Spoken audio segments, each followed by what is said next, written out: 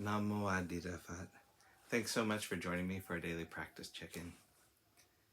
Listen, listen, listen.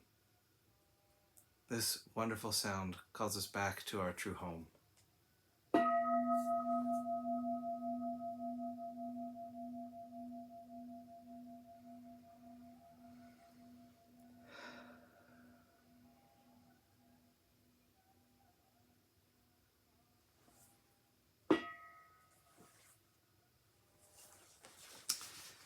The fifth mindfulness training. Aware of the suffering caused by unmindful consumption, I vow to cultivate good health, both physical and mental, for myself, my family, and my society by practicing mindful eating, drinking, and consuming. I will ingest only items that preserve peace, well-being, and joy in my body and my consciousness, and in the collective body and consciousness of my family and society. I'm determined not to use alcohol or any other items that contain toxins, such as certain TV programs, magazines, books, films, and conversations. I'm aware that to damage my body or my consciousness with these poisons is to betray my ancestors, my parents, my society, and future generations. I will work to transform violence, fear, anger, and confusion in myself and in society by practicing a diet for myself and for society. I understand that a proper diet is crucial for self-transformation and the transformation of society.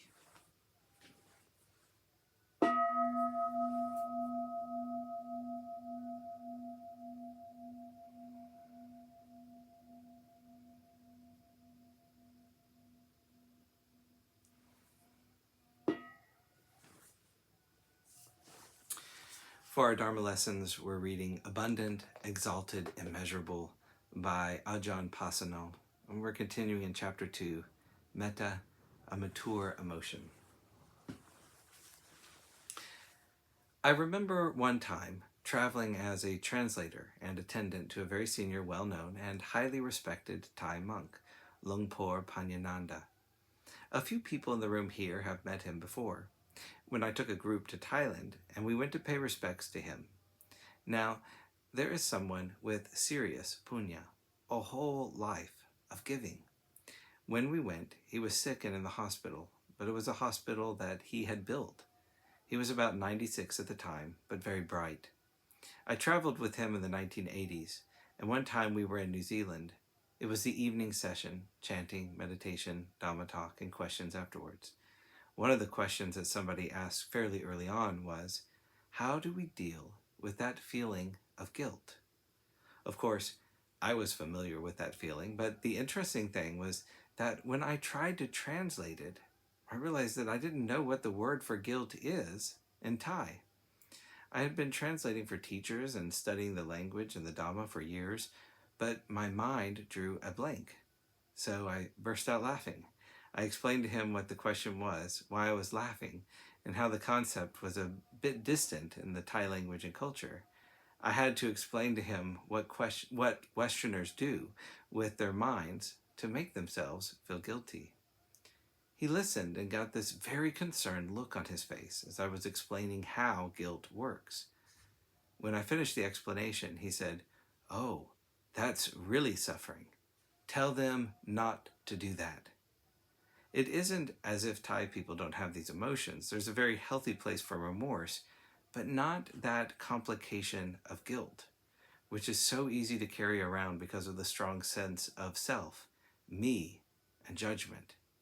We judge, compare, and divide ourselves into me and this world that we are either trying to live up to or being intimidated by. These are very painful distinctions. An act of loving kindness comes with the attitude of, this is the way things are, in the sense that there's a recognition. Well, that's just a feeling. I'm going to get some space around that, not contend with it, and not slip into those thoughts of comparison and suffering that accompany it. That is an act of loving kindness towards oneself.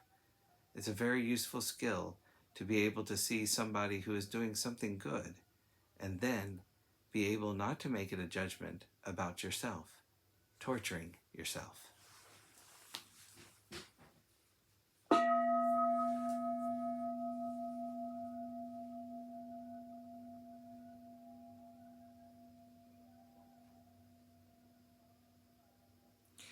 May all beings be well. May all beings be happy.